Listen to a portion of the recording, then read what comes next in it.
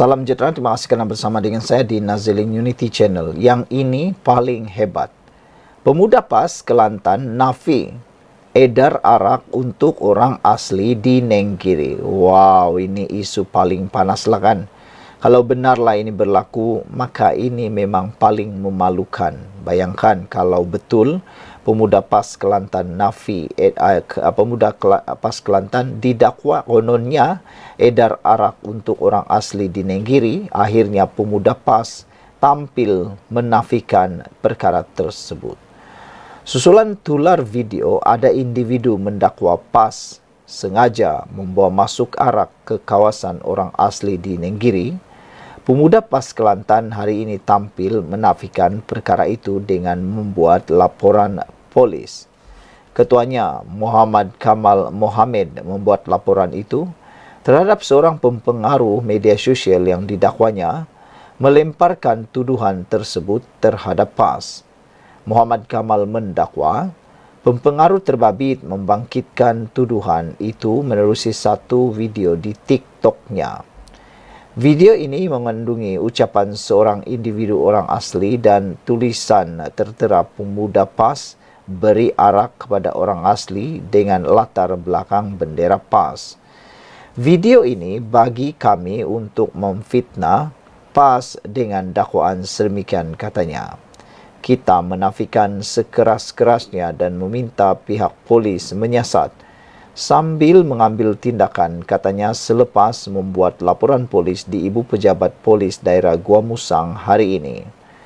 Terdahulu, melalui satu video TikTok, seorang lelaki orang asli membuat dakwaan bahawa ada pemuda PAS memberikan masuk minuman keras kepadanya.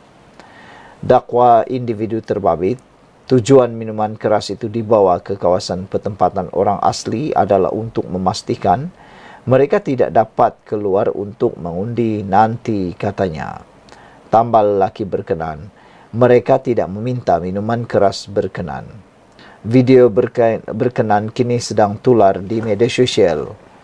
Muhammad Kamal mendakwa pempengaruh berkenan turut membuat tuduhan kepada PAS kononnya kerajaan negeri memberi kelulusan teroka hutan di Gua Musang tahun ini sebanyak 13,354 hektar.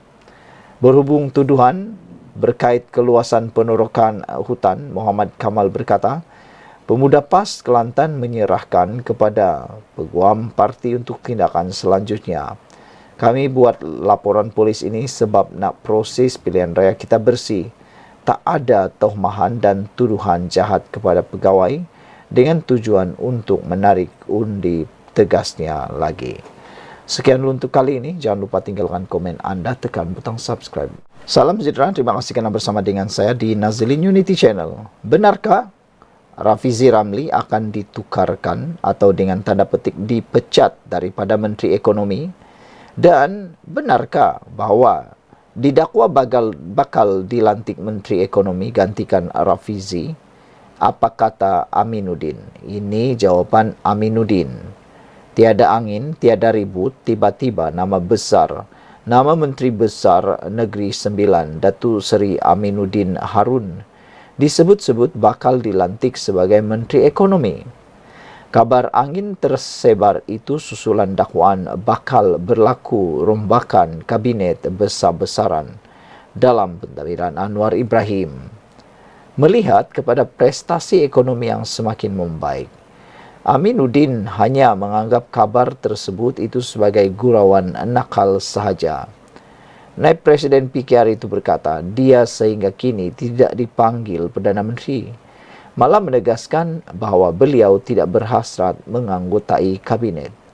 Buat masa ini, saya tak berhasrat nak ke kabinet dan saya tak dengar apa-apa berita dan tidak dipanggil oleh Datuk Seri Anwar Ibrahim pun, katanya. Biasalah, bila dah lama tak dengar cerita politik, jadi dia buat cerita politik. Dan saya yakin itu hanya gurauan senda. Ini semua berita nakal, katanya dalam sidang media hari ini.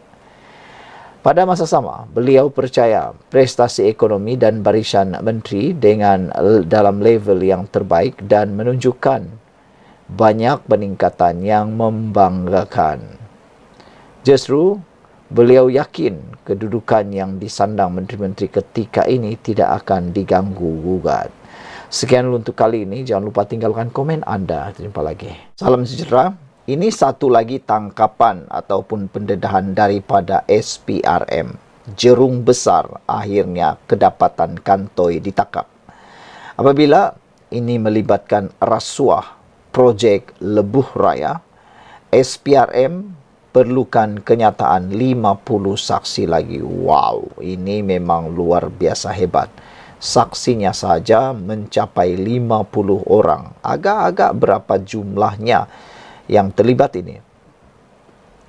SPRM memerlukan kenyataan saksi seramai 50 orang lagi bagi membantu siasatan terhadap pengurusan tertinggi syarikat konsensi Lebuh Raya yang ditahan sebelum ini selepas disyaki meminta serta menerima rasuah bernilai lebih RM1.6 bilion ringgit membabitkan pembinaan 2 projek Lebuh Raya di Lembah Kelang.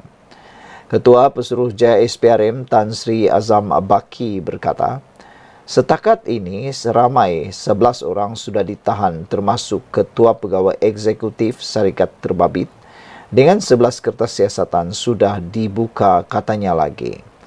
Saya ada mendapat makluman daripada pegawai atasan atau siasatan. Daripada pegawai siasatan, kertas siasatan sedang giat disiapkan di mana setiap satu siasatan memerlukan tambahan 5 ke 6 orang saksi lagi katanya lagi. Jadi, kalau 11 kertas siasatan, maksimum dalam 50 orang saksi yang diperlukan dipanggil bagi memberikan keterangan. Katanya pada sidang media selepas merasmikan program inisiatif pencegahan rasuah melalui pemerkasaan, amalan perakaunan dan pengauditan di sebuah hotel di sini hari ini.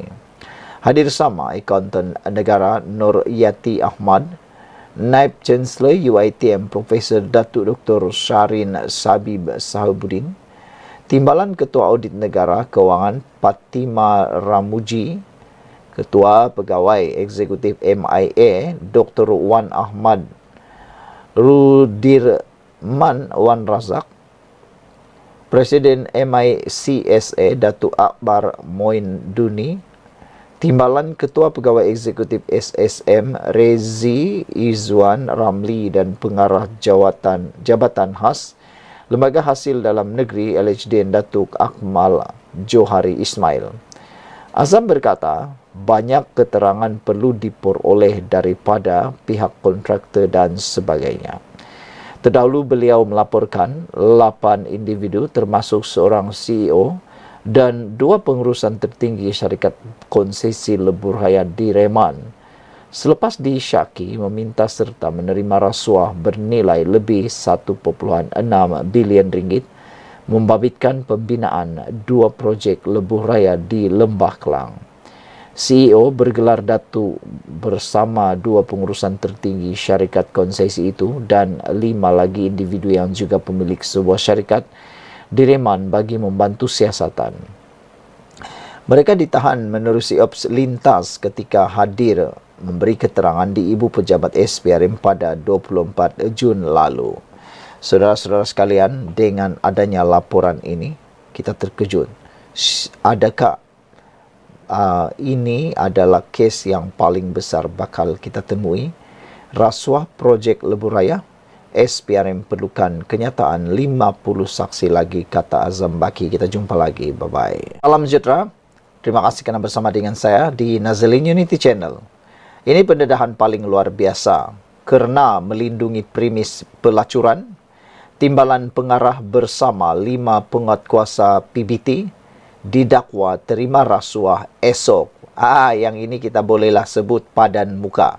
Siapa suruh pergi lindungi premis pelacuran? Itu sebabnya premis-premis pelacuran, rumah-rumah urut yang tipu, rumah-rumah urut yang menggunakan modus operandi kononnya mengurut, tapi rumah pelacuran kekal berselerakan di negara ini sepertinya tidak ada penghujung. Rupa-rupanya ada orang yang melindungi. Rupa-rupanya ada orang yang terima rasuah daripada kegiatan haram itu. Mereka lupakan dunia dan akhirat, sehingga mereka sanggup sudahlah melindungi premis pelacuran, terima rasuah lagi itu. Aduh, dua perkara dosa yang pastinya mereka lupa atau buat lupa. Hari ini sekali lagi didedahkan kerana lindungi premis pelacuran, timbalan pengarah bersama 5 penguatkuasa PBT didakwa terima rasuah esok. Timbalan pengarah bersama 5 pegawai penguatkuasa sebuah pihak berkuasa tempatan PBT yang ditahan kerana disyaki melindungi premis-premis pelacuran dan premis perniagaan menggunakan lesen Alibaba di ibu kota ini akan dihadapkan ke mahkamah esok. Sumber berkata, pegawai kanan berkenan bersama seorang pegawai bawahannya akan didakwa di Mahkamah Shah Alam, Selangor atas 3 pertuduhan meminta dan menerima wang rasuah daripada premis pelacuran di ibu negara. 4 lagi penguatkuasa PBT sama akan didakwa di Mahkamah Kuala Lumpur. Masing-masing atas 1 pertuduhan menerima rasuah bagi melindungi premis-premis perniagaan yang beroperasi menggunakan lesen Alibaba di ibu negara. Pegawai kanan PBT berkenaan akan didakwa atas 3 pertuduhan kerana meminta dan menerima rasuah berjumlah kira-kira RM130,000, manakala seorang pegawai bawahannya akan dituduh atas 1 pertuduhan meminta wang rasuah daripada premis-premis pelacuran.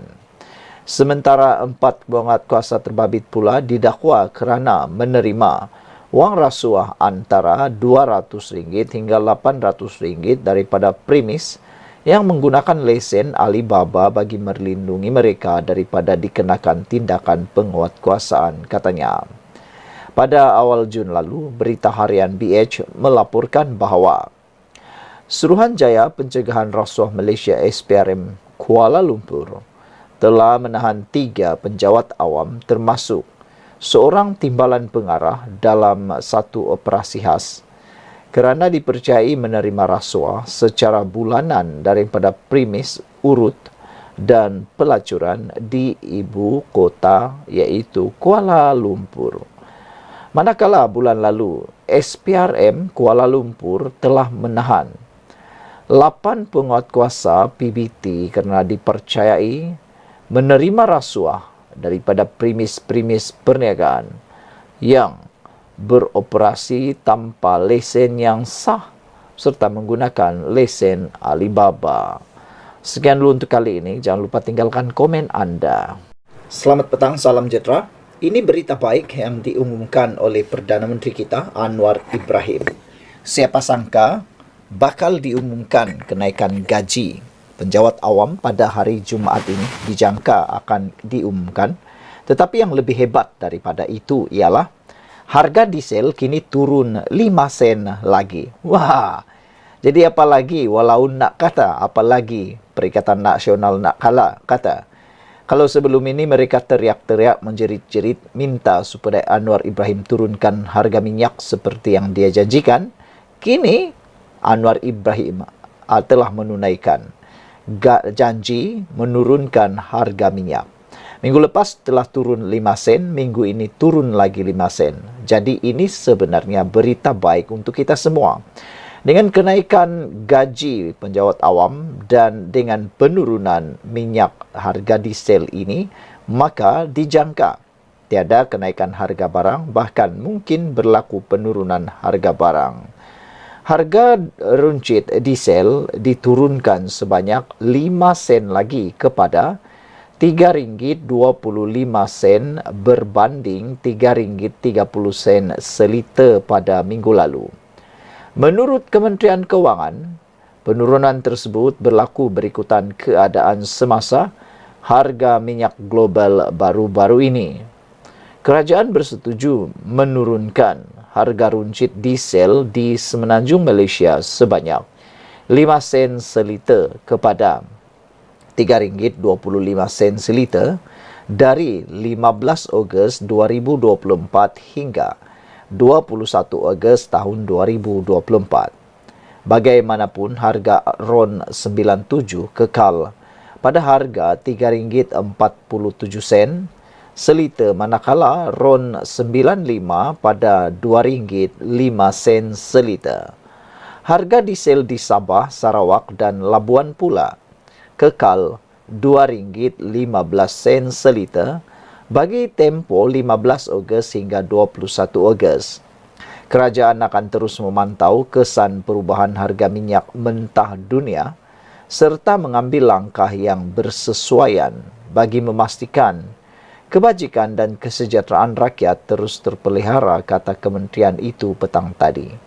Saudara-saudara sekalian, dengan pengumuman yang luar biasa ini, kenapa kita sebut luar biasa? Kerana Anwar Ibrahim sangat berani memperjuangkan apa yang betul untuk rakyat Malaysia. Dijangka dengan pengumuman ini, maka tambah meroyanlah walaun yang sudah kehabisan modal, kata netizen. Harga diesel turun lagi 5 sen. Kita jumpa lagi, share video ini. Bye-bye. Salam sejahtera, terima kasih kerana bersama dengan saya di Nazilin Unity Channel. Saudara-saudara sekalian, ini satu pendedahan berkait dengan Wan Faisal Wan Ahmad Kamal, yang mana baru-baru ini telah pun digantung Parlimen, hadir Parlimen selama 6 bulan. Selepas beliau digantung Parlimen, banyaklah ulasan-ulasan beliau yang mula timbul. Keangkuhan dan kebongkakan kesumbangan beliau mula terselah apabila dengan beraninya beliau kata beliau berani berhadapan 2 lawan 1 menentang debat antara Rafizi Ramli, Fahmi Fazil menentang Wan Ahmad Faisal Wan Ahmad Kamal.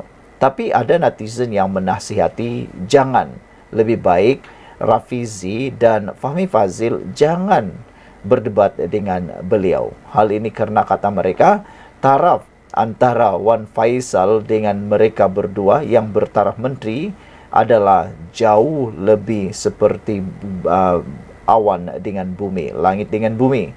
Kalau nak berdebat, kata mereka, pilihlah pendebat yang lebih relevan.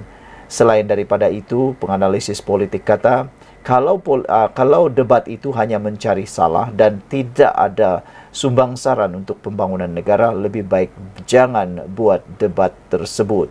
Kerana debat yang sebenarnya adalah boleh membantu dalam dasar kerajaan, membantu membaiki sistem kerajaan, ataupun dapat membantu kerajaan menangani sesuatu isu. Tapi kalau ianya hanya untuk memalukan satu pihak, lebih baik jangan.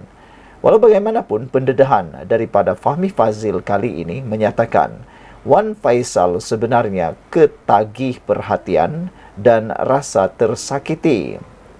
Apa pendapat anda tentang pendedahan Fahmi Fazil ini? Benarkah apa yang beliau katakan ini?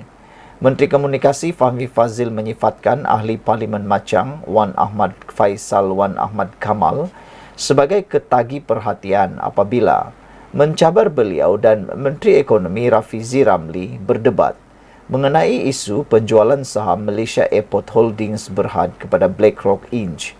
Beliau berkata, Wan Faisal sepatutnya lebih arif mengenai peraturan jika ingin berdebat tentang sesuatu isu. Dia adalah seorang yang ketagih perhatian dan dia kalau nak debat sepatutnya janganlah bawa surat layang ke Parlimen. Dia sepatutnya datang ke Parlimen dan berbahas mengikut peraturan. Tapi saya rasa dan saya nampak dia sekarang tersakiti, katanya.